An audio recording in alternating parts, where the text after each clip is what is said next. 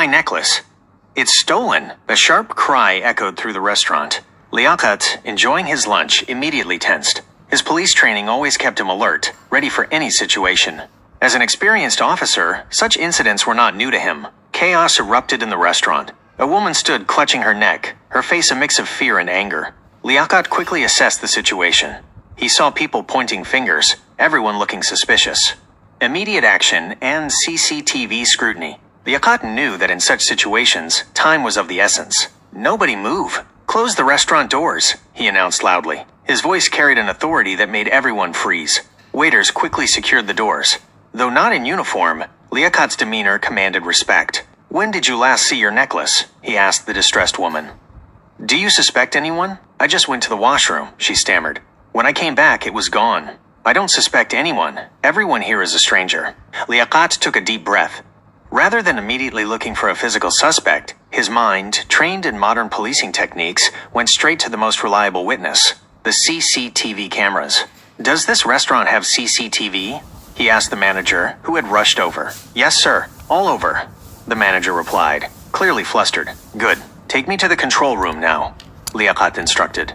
Tracing the thief through technology, in the small, dimly lit control room, Liaquat's eyes scanned the multiple screens displaying different angles of the restaurant. He calmly asked the manager to rewind the footage to the time the woman mentioned. He watched intently as the woman went to the washroom. Then, his eyes narrowed. A man sitting at a nearby table, who had previously seemed preoccupied with his phone, subtly glanced around. When he saw the woman leave, he quickly reached over, deftly snatched something from her table, and slipped it into his pocket. He then continued looking at his phone as if nothing had happened. Liaquat paused the footage. There, he pointed to the screen. That man, in the blue shirt, table 7. He's our thief. The manager was astonished. He looked so normal. They always do, Liaquat mumbled, already heading back into the main dining area. Confrontation and arrest.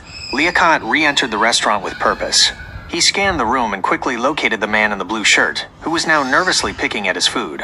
The thief still seemed unaware he had been caught on camera.